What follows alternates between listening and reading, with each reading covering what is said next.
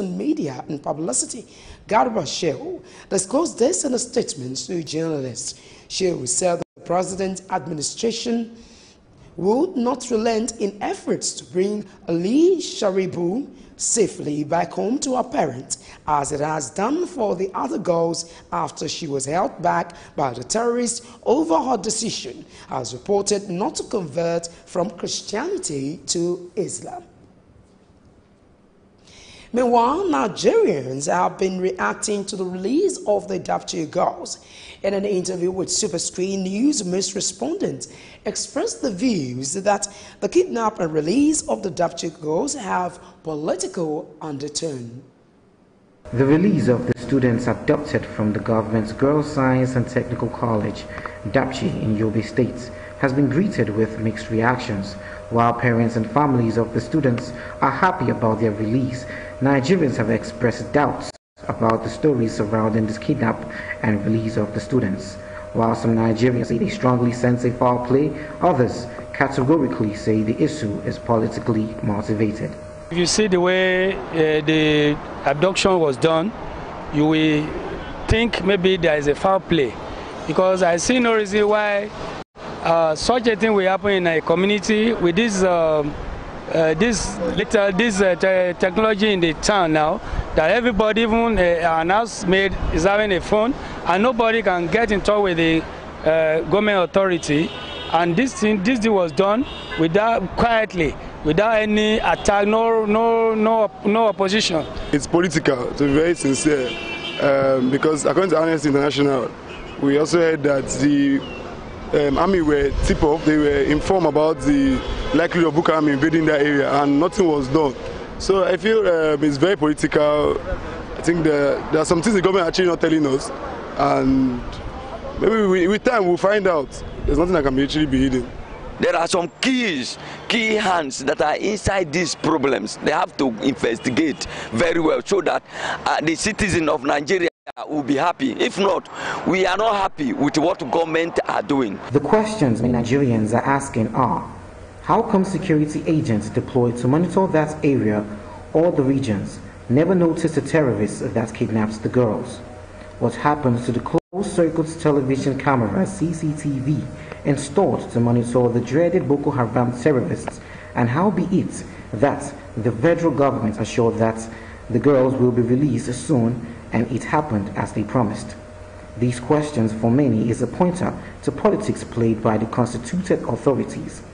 They advise the government on the way forward. Generally in Nigeria, in Benue State, the herdsman attack, I think the individuals themselves now hold the duty to provide security by themselves. Because relying on the government, I don't think the government can actually secure the people at distance. There's in-house manipulation because we keep pumping money into the security outfit, yet there are loopholes. So probably there was underground information that the army and police should leave the security posts so that they can strike, and at the end of the day money can change hand. The government should try to make sure they pick either one or two agenda and work on it. If it's power, let us have light. We are supposed to be security conscious. Anywhere we are, we should be security conscious. At home, in school, wherever we are, we have to be security conscious. And we have security agents, being paid by the federal government, like to secure, citizens. Nigerians are hopeful that these kidnaps will be the last in the troubled northeast region, with expectations that the government will be proactive in nipping such criminal activities in the bud. Well, still staying with Dapchi girls, the presidential aspirant under the People's Democratic Party, PDP, Sule Lamido, has questioned the kidnapping release of the Dapchi girls. Sule Lamido expressed his reservations today when he visited the PDP secretariat in Ikeja, Lagos.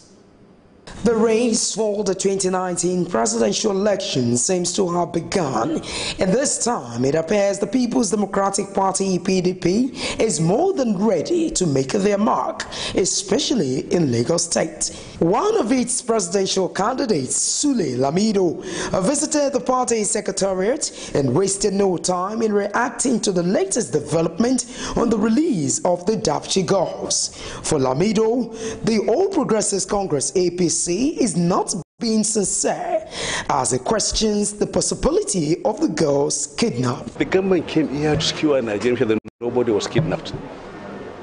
The PDP has failed. This government should not find anything like kidnapping. So it's a competition. That, under PDP, at least they are stolen. But then, under APC, I mean, it's morbid. It's terribly morbid. Please. And that's why you see, look, why the government? You can say that there is no government. This is a government where, the president will go to Ayobe and there will be Air Force flying over his head to secure him in Yobe. The same Yobe area, Boko Haram came there and took, our children in convoy of vehicles. There are no aircrafts. They returned the same convoy with jubilation. There are no aircrafts. Come on, give me a break. Please. You see, we have become a world embarrassment. I'm telling you that. So when you begin to have a competition, the PDP, oh God, was that the purpose? To kind of compete, in terms of security, PDP, that's why they got the whole thing staged. Please. The priority of any government is to secure life and property. So for them to have allowed this to happen, they failed. Speaking, the party chairman, Honorable Moshood Salvador, who received Lamido, charged him to respect the party's constitution. And in response, Lamido expressed confidence in the ability of PDP to win the federal seat of power. We are not here for a joke. Politics is a serious business. And it is business of all of us, not for me alone. No man cannot do it. This is the secretariat of the party. I have inaugurated our caucus. Respect the constitution of PDP, sir. You are aspiring to be the president of Nigeria. If you don't respect the constitution of PDP, you will not be able to respect the constitution of Federal Republic of Nigeria. Therefore, first thing to be done is to respect the constitution of PDP, which I am respecting to letter, and I will follow you to PDP will come back in 2019. There's no way, no matter what do, Buhari will come back. He will not come back. No matter what to do, because he's a contraption who rode on the emotions of Nigerian people based on blackmail and sentiments and whatever, and hate speech, real hate speech, because APC is a part of hate heroes. You're putting people who have no idea to call it governance in government, people who came as hate heroes, people who came to put pain in Nigeria and Nigerians, people who are terribly arrogant. People who are deluded, people who see us as conquered territory. That as a Nigerian, you have not even speak as a Nigerian. Oh, come on. When there's injustice, then there will be trust in Nigeria. And this government is actually a government of injustice, of grandstanding, of lies and blackmail, dramatizing even death.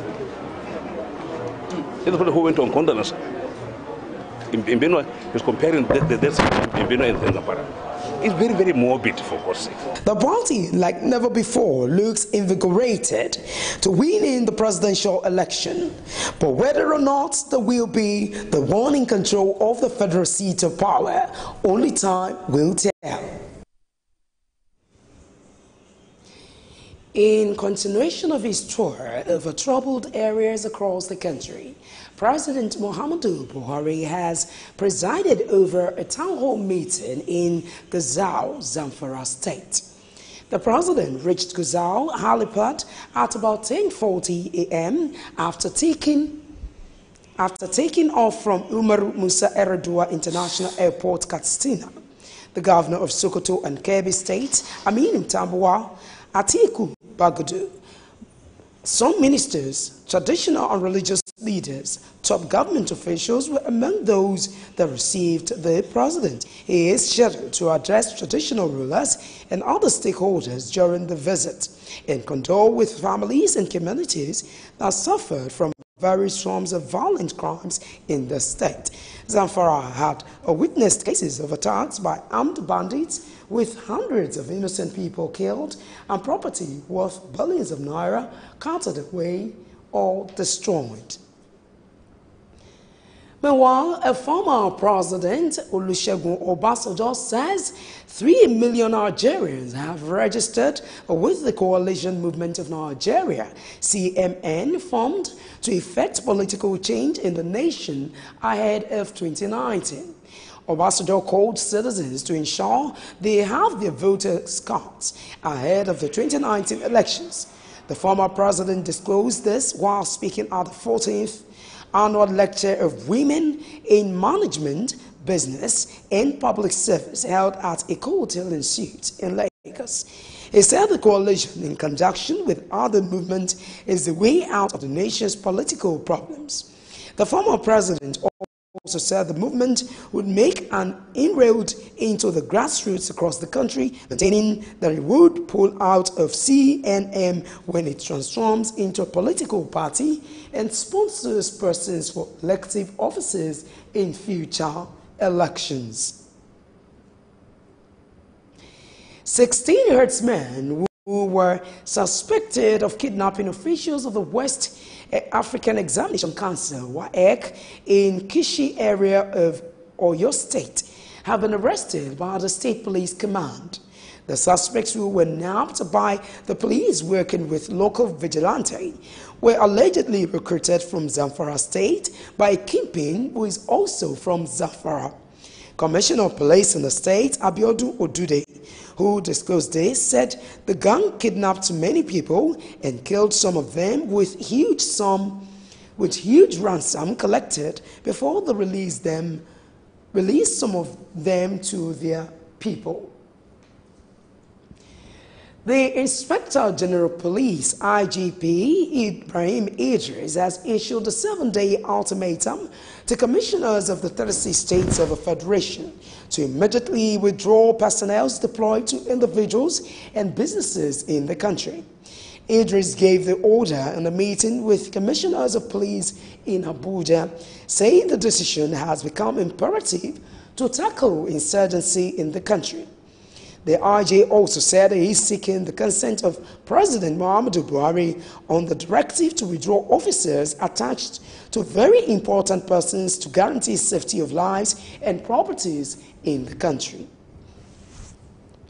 It is imperative to standardize the deployment of PMF, CTU and SPU personnel.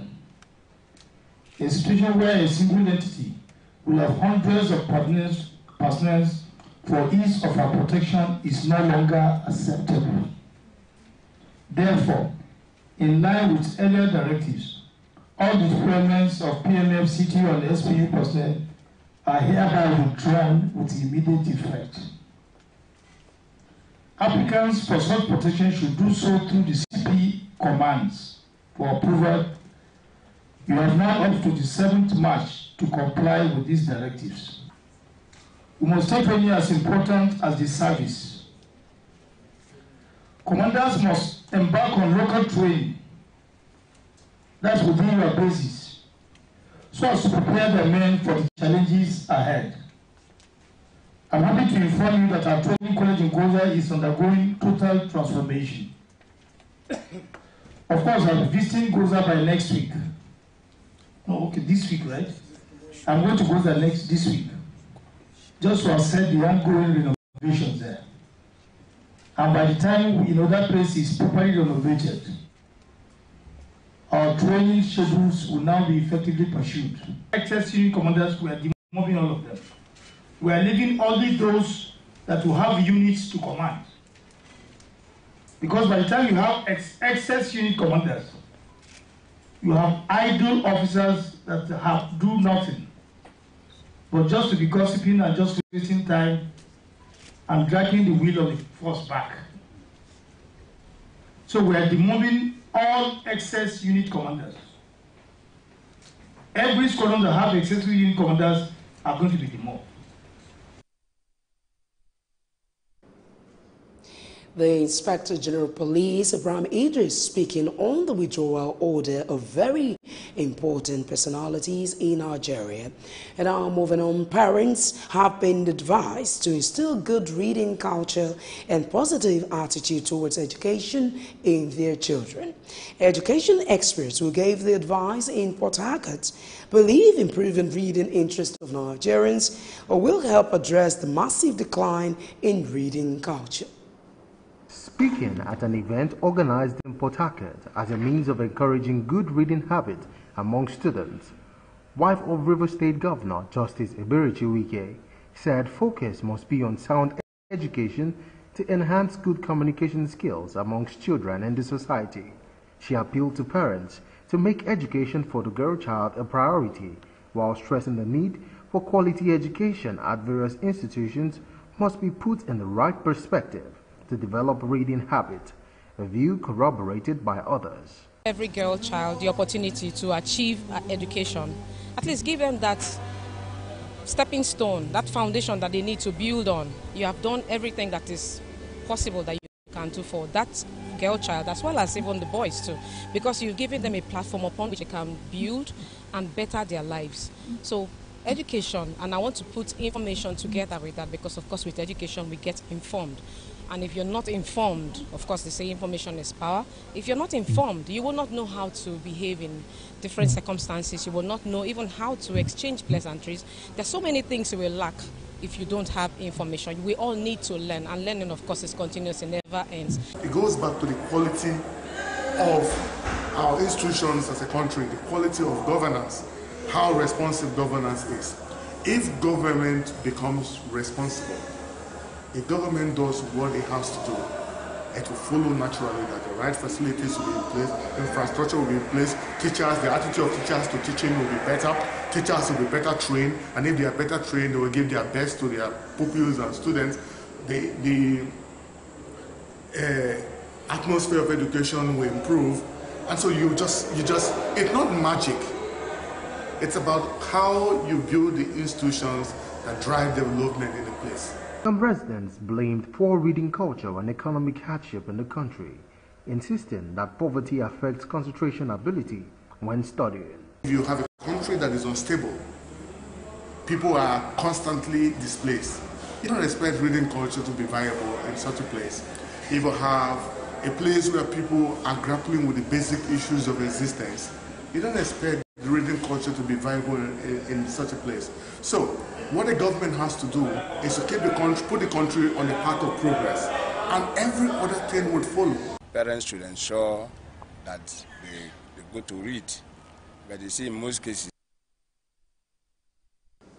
You're still watching SuperScreen News at 8. Coming up in the news. House of Representatives to amend privatization law to guard against concession of Ajaokuta steel plant. Details of this and more after this timeout. To stay.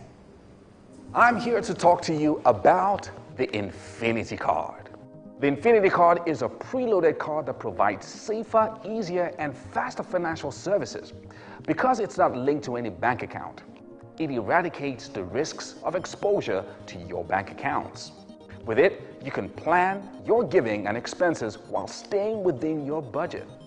The Infinity Card works perfectly well for online transactions. With the self-service reloadable plan, it helps you diversify and distribute with no stress. It can be used to make withdrawal on any ATM nationwide. It offers a safe and secure alternative to handling bulky cash, since it's acceptable at any point of sale. Concerned about security? We've got you covered. Apart from eliminating the risks of exposure to your bank accounts, the Infinity Card is secure as an entity. Don't go another day without it. For more information, visit www.myinfinitycard.com or call 0908-248-0591. The Infinity Card is also available at face value and loadable at any quick teller-enabled ATM across the country.